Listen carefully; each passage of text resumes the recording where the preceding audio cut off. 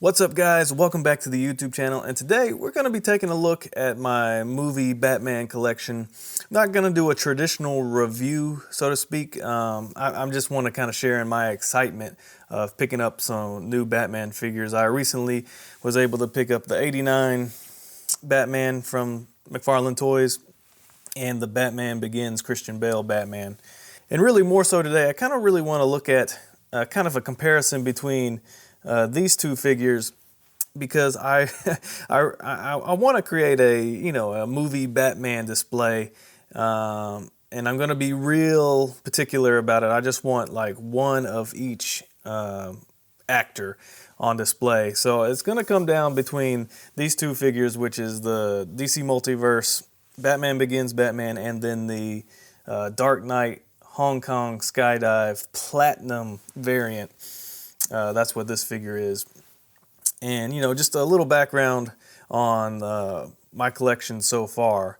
I've always wanted to do a movie Batman display, and really there wasn't really many options in the 1/12 scale. There was, a few import figures here or there for Christian Bale or Batfleck, but not too many for Michael Keaton or Adam West or anything like that. But now that the DC Multiverse from McFarlane Toys and the 7-inch scale has been putting out all these Batman, I actually have finally been able to piece together this display.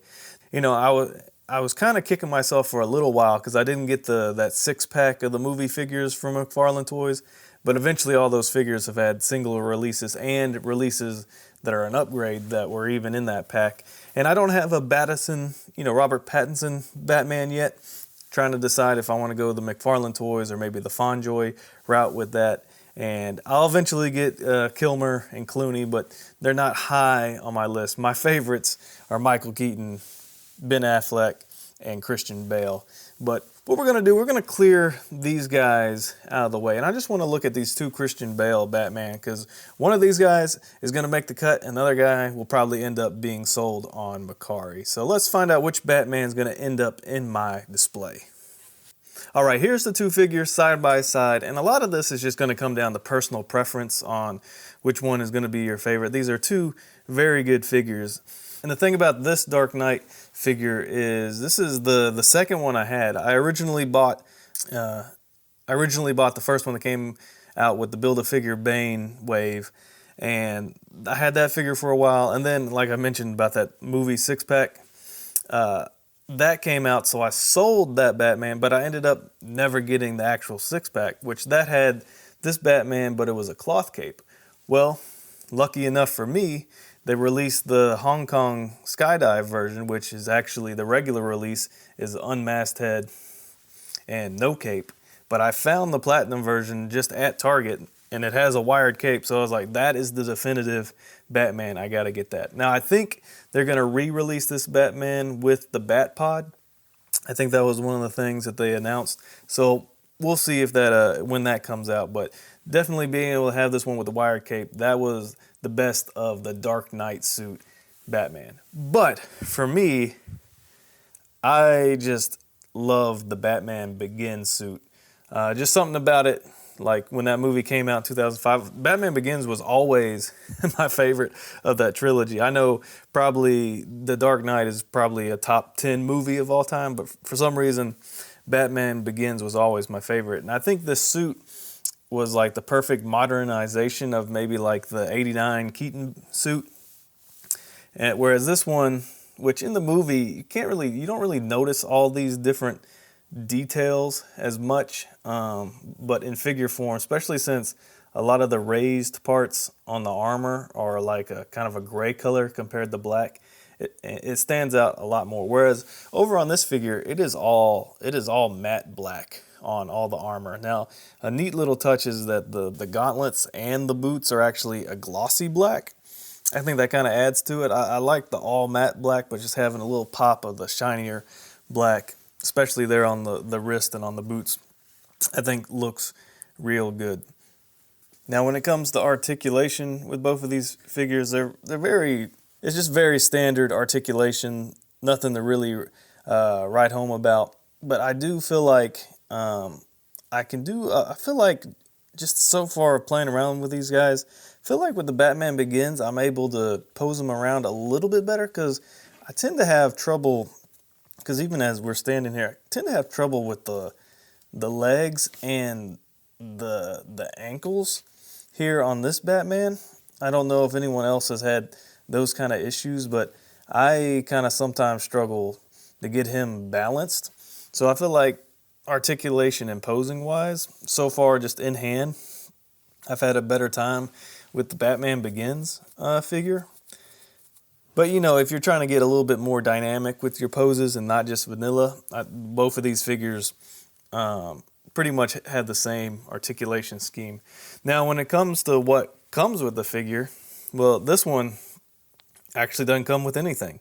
It came with a flight stand, but that was it. Doesn't come with any batarangs or extra hands or anything like that. The original Dark Knight figure in that Build-A-Figure wave did come with batarangs and the grappling gun. And this Batman Begins does come with those same, well, one of those same batarangs and the grappling gun. But we also have some alternate hands. On him right now is a grip hand and then a fist. Kind of an odd combination. But he also comes with a right hand. Let's see if we can we. This is a hand that has like a smoke grenade in it. So that's kind of a cool option to have. And then there's this hand for another right hand that has 3 batarangs in it. Now, if we pick this batarang back up, the batarangs that are molded into the hand are much smaller than this other batarang. And you can get this batarang to fit in that open hand. But that's mostly, the open hand is mostly for the grappling gun. So, accessory-wise, the Batman Begins actually comes with more. Now, I don't remember what the 6-pack Dark Knight Batman came with. I think it might have just came with maybe some alternate fists. That's maybe the only way to get 2 fists with one of these Batman. Now, I will note, if we look here at the hands, let me turn them slightly. They're 2 different style gloves. So kind of have some more detail on top of this glove, where this is kind of just like a textured glove. So if you wanted, a fist, you wanted to steal a fist from that Batman, the glove colors and the textures really don't match up. When you just take a close look at both of the head sculpts, I'm pretty sure they're the exact same. Now, some will say we're not 100% accurate here with the Batman Begins, because that cowl was kind of like the '89 Batman, where it was the neck and the head were all one piece. Whereas with both of these guys, it's separate, so you can actually turn and articulate his head. But I think that, to me, just with the color of the helmet being the same as the neck and how smooth that neck is, it does look like one solid piece to me. Obviously over here it's like 2 different pieces, because look at the detail on the neck there going up to a separate helmet. Yeah, but really I don't have any complaints with these 2 figures. I just think, for me, it's and everyone's collection's different. Some people probably just have an all Christian Bale display, so you have every version of the Dark Knight, Batman up there. But to me, what I'm envisioning in my head is like one of each character. So I'm thinking, I start with oldest and go to the newest. So like far left, I got Adam West, then we got Michael Keaton, and then like front and center, I'd have like Christian Bale, and then next to him I'd have Batfleck, and then I have Patterson. And I know I'm excluding Kilmer and Clooney, but in my mind, those are like my main ones. I'll eventually get those other 2 guys, but like I'm kind of thinking of it like in that way, and I just kind of feel like this figure, the Batman Begins figure, is the figure I would want front and center of that. I have nothing against this Dark Knight figure, but just pure aesthetic wise, I think this is just a cleaner suit. I think there's just a little bit too much going on here. Now, part of it might be that it's too gray. Maybe if this armor detail was a darker black and it all kind of blended together, maybe I would like that a little bit more. But to me, this figure just ends up being a little too gray, whereas I like just the flat black of this. Plus, I like the Bat logo on the Batman Begins a little bit better than the Dark Knight logo. This kind of just looks a little bit more like a traditional Batman logo. It looks kind of a lot like maybe like the Hush Batman logo, or even like the Arkham video game Batman logo. This is very distinctively the Dark Knight, but I kind of prefer this over here. But guys, I'm really leaning towards having that Batman Begins figure as the centerpiece of my movie Batman display. But I want to know what y'all think, because y'all's opinions matter to me, and I kind of want to get a pulse on the community here. What of these two figures would you have front and center in your display?